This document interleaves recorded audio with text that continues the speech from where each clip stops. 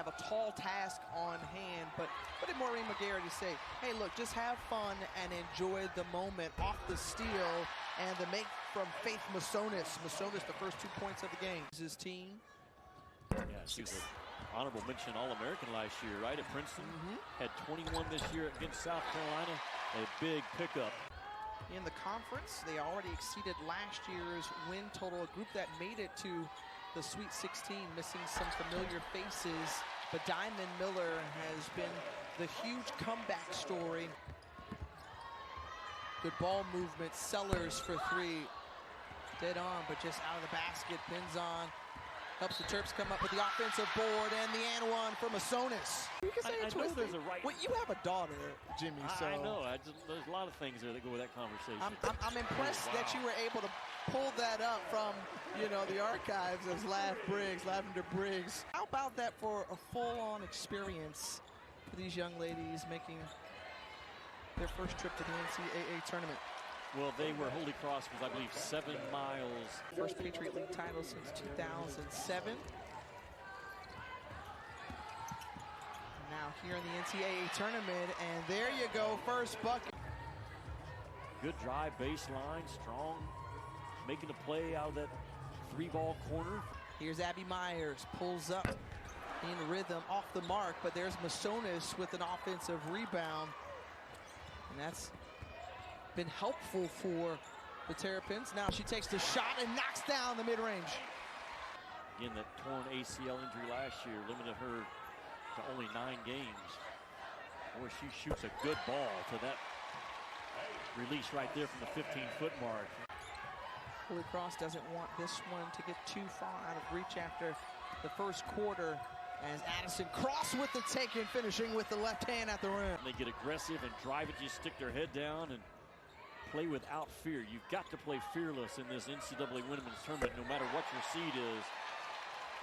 It really speaks to the culture of Brenda Freeze. When you got kids that come in from the SEC as a leading scorer, they accept their role off the bench, they come in, they star in their new role.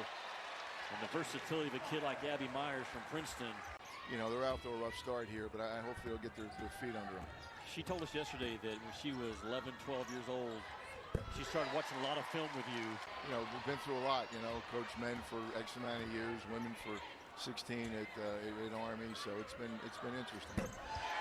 And as you take a look at this is tough because you're coming up against a juggernaut like a Maryland. Sure, yeah, and I told her, I said, we played pretty well here for a while too, and Nato dropped 28 against Maryland, but we still lost by 35 points, so it's tough. And we played against Alyssa Thomas. Where can Holy Cross get better? What do they need to do? Well, turnovers are killing them. It's devastating right now. They just can't. They can't. And then Janelle Allen needs to be more of a factor here. You got to get more shots for Grona Power Cassidy. She's been on fire since the Patriot League tournament, and it's hard though to create shots when Maryland has such length, as Jim said. There's such length and such athleticism. She moved on she was the youngest Division I coach in the country when she got the UNH job. Took them to a couple championships, did a really wonderful job, and great feel, but her personality is so different than mine, and she has such patience and really has great relationships with these kids. Ball across the timeline, you got to make them pay if Maryland's going to extend that defense. But the size is a lot of deflections on balls.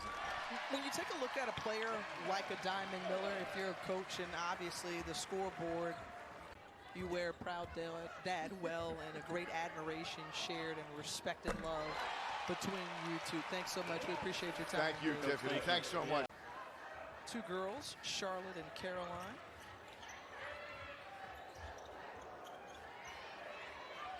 And Abby Myers with the defender in her face and unconscious. Abby Myers she doesn't shoot a ball with a lot of spin. It's interesting. If you go back and watch Myers, that last 3-point shot, doesn't really one entire rotation from the release of the 3-point line to the rim. Normally a ball will rotate about 3 times, but Maryland right now, everybody's seen a big rim, getting good looks. We'll see you guys at the half. You're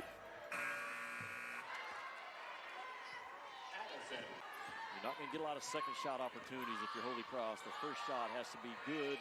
You got to make a high percentage. Late clock shot now.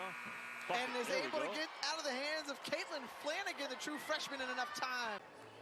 As the season has gone on, tough man-to-man is make that defense respond to your drive a little bit if you're Holy Cross. Look at their assist numbers right now, 12 assists on their 19 makes. And knocking it down is Lindsey Berger. Cheyenne Sellers kicks it over to McDaniel, and Bree McDaniel is able to knock down the corner three. Game chemistry would grow tremendously if I knew you through the eyes of your journal. Can we get that done, please? I'm here for it. Simone Foreman had that one blocked. And that brings us to the end of the first half. Won't be my first time to talk to a turtle. When's the last time you talked to a turtle, Jimmy? A couple of weeks ago. It's just not 2 more quarters. It's a whole nother game on Sunday. It is. Unless we get an email. And look. That could happen. That could definitely happen. That one rolls around the room. Play team basketball again. You are going to have to play really well after this game today. You can get away with your B game if you're Maryland against 15 seed, but not starting on Sunday. How can I come back? How can I do better? You know, where can I be a better teammate? Well, how can you stop that drive is the question for Holy Cross. 6-3 with a long finish. Stolen away by Eliza Pinzon. Pinzon dishes it off to Masonis. Masonis got off to a very quick start for the Terps and adds 2 more now with 10 in the ball game. Man, she's got some movement to her game. She can drive it. She gets ahead of the play on both ends, running the floor. We're talking about a team that has a legitimate chance to get to the Final Four. Abby Myers has made a difference for Maryland. Bounce pass over, and now everyone who's touched the floor for the Terps scores after that Pinzon bucket.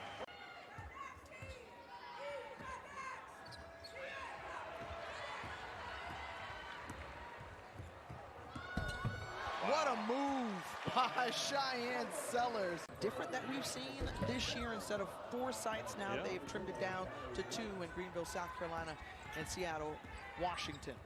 So you'll have 2 winners coming out of both of those regionals. They've come out looking much more settled in, much more confident than they were the first 20 minutes. We talked about it all day long. It seems like the entire women's game is chasing South Carolina. The size that they have this year, we talked about how they get 48% on the offensive glass to South Carolina. I surprised you yesterday when I told you that the last Big Ten team. Here's Sellers working on Donnelly, the crossover, step back, got him. Her dad was a tremendous player, Brad Sellers. Played at Wisconsin and Ohio State in the NBA. He's currently, by the way, the mayor of Warrensville Heights, Ohio. And I feel like some of, you know, that politician way may have rubbed off on his daughter, because tight together all season long. Simone Foreman on the takeaway. She was excited to come back. It's interesting, Holy Cross, when you read about it, the College of Holy Cross was founded in 1843 as a Jesuit school. They've had more than their fair share of nice graduates. How about Bob Cousy, the class of 1950? Yeah. Maryland doing their thing. You know, there's some interesting young ladies in this tournament overall. How about Caitlin Clark, just a scoring machine from Iowa, and has never been to the Final Four. 8 teams out of the Big Ten, one of the 2 conferences with 8 bids and sending teams this way. #1 seeds that also could definitely make a run for the money. And lest we not forget about this Maryland team, yeah. Alyssa Thomas, you know, in the WNBA, and Diamond Miller can translate at the next level, kind of like a DeWanna Bonner. Has a lot of matchup tendencies in it. They go with cutters pretty well. They talk well in it. They can fire and trap out of it on the sides. There you go. All right, Kara McCormick again. I think Kansas is really good. They got a tough matchup against Arkansas tomorrow out of the SEC. But that tournament, to me, is way more wide open than the women's tournament. Some of the good things you do, how you play the game. And The interview with her dad in the first half was, go back and watch it if you missed it. It was special.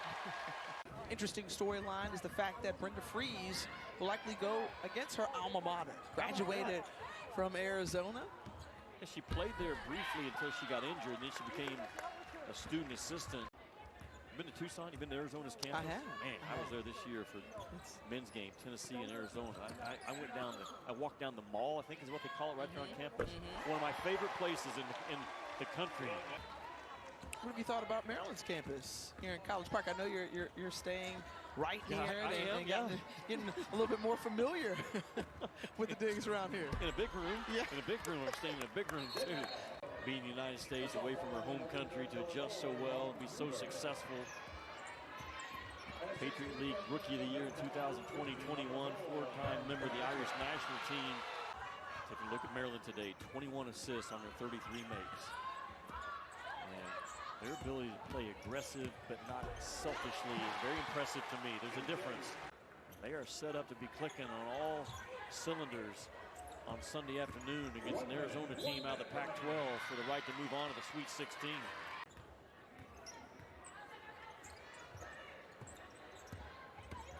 Scola trying to get 2 points, and she does so off the backboard.